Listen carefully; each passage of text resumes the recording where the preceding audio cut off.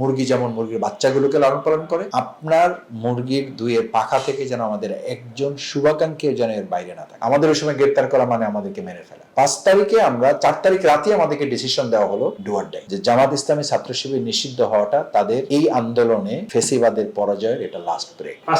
5 তারিখ তো বাংলাদেশ ফেসিবাদ মুক্ত হয়েছে, তো 3 এবং 4 তারিখে আপনার জীবনে কি ঘটেছে? 3 এবং 4 তারিখে তো প্রথম আমাদের সবচেয়ে বড় প্রেশার ছিল তখন। 1 তারিখে তো আমাদেরকে নিষিদ্ধ করে দেওয়া হলো। ওই দিন থেকে আমাদের একটা বড় চ্যালেঞ্জ হয়ে গেল যে আমাদের অনেক পাবলিকেশনস মানে আমাদের প্রকাশনা, প্রত্যেকের বাড়িতে বাড়িতে বই পুস্তক আছে, রিপোর্ট বই আছে, আমাদের অনেক রিপোর্ট আছে, মানে তথ্য আছে আমাদের সকল ইউনিট পর্যায়ে, আমাদের তো হাজার হাজার ইউনিট। তো এগুলো আমরা কি করব? তো এটা নিয়ে আমাদের একটা নির্দেশনা দেওয়া হলো। এই নির্দেশনার আলোকে আমরা, কারণ জনশক্তির মধ্যে আলহামদুলিল্লাহ ওই নিষিদ্ধের কোনো প্রভাব পড়ে নাই। সবাই একটা কথা বলেছে, এই নিষিদ্ধকে আমরা পরোয়া করি না, কারণ জামাত ইসলামীকে এর আগে 3 বার নিষিদ্ধ করা হয়েছে, এবং যতবার নিষিদ্ধ করা হয়েছে তার পরবর্তী জামাত ইসলামের প্রকাশিত হওয়াটা ছিল একটা উত্থান। আলহামদুলিল্লাহ এটা এইবার আমরা খেয়াল করেছি যে এই বছর যখন 1 আগস্ট আমরা 1 বছর আমাদের নিষিদ্ধের বর্ষপূর্তি আমরা পালন করেছি, জামাত যে জায়গায় তারা নিষিদ্ধ করেছিল আওয়ামী লীগ জামাতকে, তার কয়েক গুণ শক্তি নিয়ে আজকে 19শে জুলাই আমরা প্রোগ্রাম করে এটা আবার জাতির কাছে আমরা তুলে ধরতে পেরেছি আলহামদুলিল্লাহ, এবং জনগণের ভালোবাসা এটা এটা আমাদের কোনো কৃতিত্ব নয়। যে জামাত ইসলামীকে যত নিষিদ্ধ করা হয়েছে ততই জামাত আরো কয়েক গুণ শক্তি নিয়ে মাঠে এসেছে। তো 2-3 তারিখ আমাদের বেসিক্যালি পার হয়েছে জামাতের অভ্যন্তরীণ আমাদের জনশক্তিকে সেভ করা মানে সেভ করে তাদেরকে মাঠে রাখতে পারা, তারা যেন মোরালি যেন না হয়ে যায়, উইক না হয়ে যায়, এই মানে তাদেরকে বুস্ট আপ করাটা, এটা ছিল আমাদের সবার সবচেয়ে বড় দায়িত্ব। এবং নেতৃত্ব, কেন্দ্রীয় নেতৃত্ব থেকে শুরু করে আমাদের সিটি নেতৃত্ব পর্যন্ত আমাদের মূল কাজ ছিল একদম তৃণমূল পর্যন্ত সংগঠন যেন স্কাটার্ড না হয়ে যায়। আমরা তখন দুটো কথা বলতাম যে ইগলের মতো চোখের ভূমিকা রাখতে হবে। আপনি যেখানে থাকেন, যত উপর, ইগল অনেক উপরে থাকে, বাট সবচেয়ে তীক্ষ্ণ জিনিসটা সে দেখে, সূক্ষ্ম জিনিসটা সে দেখে। আর একটা বলতাম যে আপনি মুরগির বাচ্চা যেভাবে মুরগি লালন পালন, মুরগির মা মুরগি যেমন মুরগির বাচ্চাগুলোকে লালন পালন করে, আপনার মুরগির দুইয়ের পাখা থেকে যেন আমাদের একজন শুভাকাঙ্ক্ষীও যেন এর বাইরে না থাকে। সে যেন মনে না করে জামাত ইসলামীর এখন থানা আমিরকে কোথায় আছে খুঁজে পাচ্ছেন, এটা যেন না হয়। আপনি অ্যারেস্ট হবেন কিন্তু আপনার ফোন বন্ধ হবে না, আপনি অ্যারেস্ট হবেন কিন্তু আপনার ইউনিটের একজন কর্মী থেকে আপনি বিচ্ছিন্ন হবেন না। এটা ছিল আমাদের ওই সময় সবচেয়ে বড় কাজ। দ্বিতীয় ছিল সাধারণ মানুষের মধ্যে, আন্দোলনকারী যারা ছিলেন তাদের মধ্যে এই সাহস জোগানো যে জামাত ইসলামে নিষিদ্ধ হয়েছে, বাট আমরা আপনাদের সাথে আরো কয়েক গুণ শক্তি নিয়ে অংশগ্রহণ করব, এবং আমরা সেটা করেছি।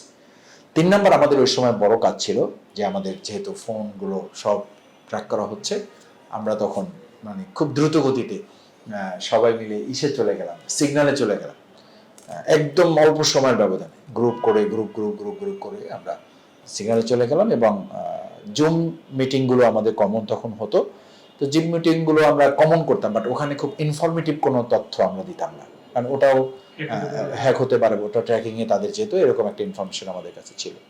তা আমরা ওই ছোট ছোট গ্রুপ করে তখন আমরা চিন্তা করলাম যে বাসায় বাসায় গিয়ে বা দোকানে বসে চায়ের আড্ডায়, মসজিদে নামাজ পড়তে পড়তে, নামাজের আগে পড়ে, বা চা খেতে খেতে কোনো দোকানে, বা কোনো মানে মুভমেন্ট, গাড়িতে মুভমেন্ট করতে করতে, আমাদের ম্যাক্সিমাম মিটিং অনেক বড় মাঠে গিয়ে আমরা 2টা হাইয়েস্ট গাড়ি নিয়ে, 3টা হাইয়েস্ট গাড়ি নিয়ে ওখানে আমরা মিটিংটা সেরে ফেলতাম। তো এভাবে 2-3 তারিখটা মেইনলি আমরা পার করেছি, যে কোনো একটা মাঠে গিয়ে গাড়িতে মিটিং করে জাস্ট আমরা আবার স্ক্যাটার্ড হয়ে যেতাম। আসলে ওই টাইমটা ছিল একটা গেরিলা টাইমের মতো, একদম প্রশিক্ষিত সেনাবাহিনীর সদস্যরা যে ভূমিকা পালন করে তার দেশের জন্য, আমরা ওই সময় ফ্যাসিস্ট মুক্ত একটা বাংলাদেশ গড়ার জন্য আমরা প্রত্যেকে, আমাদের টার্গেট ছিল, প্রত্যেকের আমাদের এই সেন্স ছিল যে আমরা হয়তো এখনই মারা যাব, আমরা হয়তো এখনই শহীদ হয়ে যাব, আমাদের ওই সময় গ্রেপ্তার করা মানে আমাদেরকে মেরে ফেলা। এই চিন্তা রেখেই আমরা সবাই মিলে কাজ করেছি, কিন্তু আমাদের কিছু ভাইরা শহীদ হয়েছেন, বাট আল্লাহ দেশকে বাঁচিয়ে দিয়েছেন এই চেতনার কারণে যে আমরা সবাই মরব, কিন্তু আমরা কেউ এককভাবে বেঁচে থাকার পরিকল্পনা করব না। এটা ছিল 3 এবং 4 তারিখে। এবং 5 তারিখে আমরা 4 তারিখ রাতে আমাদেরকে ডিসিশন দেওয়া হলো ডু অর ডাই। এটা আমাদের নেতৃবৃন্দ যে ডু অর ডাই। 5 তারিখ যখন আপনার মনে আছে যে 1 দফা, এবং আপনার মনে আছে যে একদিন আগায় নেওয়া হলো, এই ঢাকায় চলো, মানে long to march to Dhaka, march to Dhaka একদিন আমরাই সাজেস্ট করলাম বিজয় অর্জন করব। এবং ওই দিন আমরা আপনাকে বলি যে যেদিন জামাত ইসলামী ছাত্র শিবির নিষিদ্ধ হয় সেদিন আমরা মিটিংয়ে ডিক্লেয়ার দিয়েছিলাম আল্লাহর উপর ভরসা করে যে জামাত ইসলামী ছাত্র শিবির নিষিদ্ধ হওয়াটা তাদের এই আন্দোলনে ফেসিবাদের পরাজয়ের এটা লাস্ট ব্রেক, আর হাতে তাদের কোনো কার্ড নেই, মানে লাস্ট কার্ডটা তারা খেলে দিয়েছে। আমরা একদম দাবার গুটির ভাষায় বলেছি, বা তাস খেলার গুটি খেলায় আমরা ভাষায় বলেছি, আমরা নিজেরা বলতাম, আমাদের মিটিংয়ে বলা হতো যে এইটাই ছিল তাদের লাস্ট কার্ড। তো লাস্ট কার্ডটা যেহেতু তারা খেলে দিয়েছে, এখন তাদের হাতে আর কোনো গুটি নেই, সব গুটি শেষ। সুতরাং এখন মানে মার্চ ফরওয়ার্ড। এই মার্চ ফরওয়ার্ডের রাতে আমাদের ডিসিশন হলো আমাদের এলাকা ভাগ করে দেওয়া হলো। এই যে মৎস্য ভবন বলেন, চানকাপুর বলেন, যাত্রাবাড়ি বলেন, যেহেতু আমাদের দক্ষিণ এরিয়াটা, আমার দক্ষিণ এরিয়ার কথা আমি বলছি, সিটি সাউথের কথা বলছি, তারপরে এদিকে কামরাঙ্গীর চর, এদিকে ডেমরা, প্রত্যেকটা স্পট, কোনো একটা স্পট যেন পুলিশ প্রশাসন তার দখলে নিতে না পারে। ছাত্রলীগ তো প্রশ্নই নাই, মানে ছাত্রলীগ, যুবলীগ, স্বেচ্ছাসেবক লীগ এগুলো তখন আমরা মাথা থেকে ফেলে দিছি, শুধু প্রশাসন ফেস করতে হবে। ছাত্রলীগ যুবলীগ কিন্তু ততক্ষণে অলরেডি এই প্রশাসনের ড্রেসে তাদের মধ্যে ঢুকছে, তারা ততক্ষণে ছাত্রলীগ যুবলীগ হয়ে আমাদের সামনে আইসে তেমন ফেস করতে পারে নাই কেউ। ওরা তো ম্যাক্সিমাম আপনাদের জানা আছে নিশ্চয়ই যে ওরা কিন্তু পুলিশের ড্রেসে, পুলিশের আর্মসে ওরা বহু আগে থেকে আমাদের সাথে ফেস করতো আর কি। তো আমরা বললাম যে এখন আর ছাত্রলীগ যুবলীগ এগুলো কোনো কথা নেই, এগুলো তো পাত্তাই দেওয়া যাবে না, এখন ফেস করতে হবে ফেসিবাদী প্রশাসন যারা আছে তাদের সাথে, একদম সোজা ফাইটে চলে যেতে হবে। আমরা এরিয়া এরিয়া ভাগ করে দিয়ে ফজর থেকেই বললাম যে কেউ যদি মাঠে না নামে, একজনও, আমরা আপনাদের মনে আছে যে সকাল থেকে কিন্তু একদম সবাই রাস্তাকে ফলো করতেছিল যে কি হবে আজকে, আদৌ লোক মাঠে নামবে এত প্রশাসনের মধ্যে। প্রশাসনে এমন অবস্থা যে শুধু তো কারফিউ না, মানে কারফিউ তো একটা লিমিট আছে আর কি, তার চেয়েও ভয়ঙ্কর একটা পরিস্থিতি তারা করেছিল। এবং হারুন ডিক্লেয়ার করেছিল যে মার্চ টু ঢাকা তো দূরের কথা, একটা পিঁপড়াও ঢাকায় ঢুকতে পারবে না।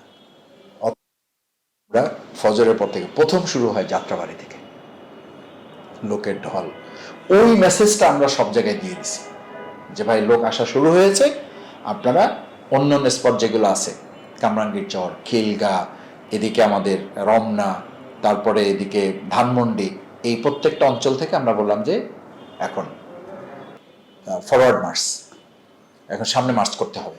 এই মার্চ করতে হবে, যারা যেখানে আমাদের ফিল্ডে আমরা যারা ছিলাম, আমরা আস্তে আস্তে ক্লোজ করে আসলাম সবাই। এই ক্লোজ করে আসতে গিয়ে আমাদের বেশ কিছু জায়গায় শহীদ হয়েছেন ভাইয়েরা। তো আমরা আমাদের শহীদের সংখ্যা বলি না, এটা যে যারাই শহীদ হয়েছেন সবাই আমাদের ভাই, আমাদের যারা শহীদ হয়েছেন তারাও দেশের সম্পদ, সবাই মিলেই সম্পদ। ওভাবে 11:30 পর্যন্ত আমাদের এই যে টিম করে দিলাম, এই টিমগুলো ক্লোজ হতে হতে হতে হতে আলহামদুলিল্লাহ একটা পর্যায়ে তো 11:30 11:15 দিকে এখনো ভিডিওতে পাওয়া যাবে দেলোয়ার ভাই, ডক্টর মান্নান ভাই প্রথম এখানে, তারপর ওদিকে আমাদের কামাল হোসেন ভাই, আমরা এখানে এসে ডিক্লেয়ার করলাম যে এখন আমরা এখান থেকে সবাই কিনে গণভবনে চলে যাব। ফাইনালি আমরা 12:30 1টার মধ্যে আমরা গণভবনে পৌঁছে গিয়েছিলাম।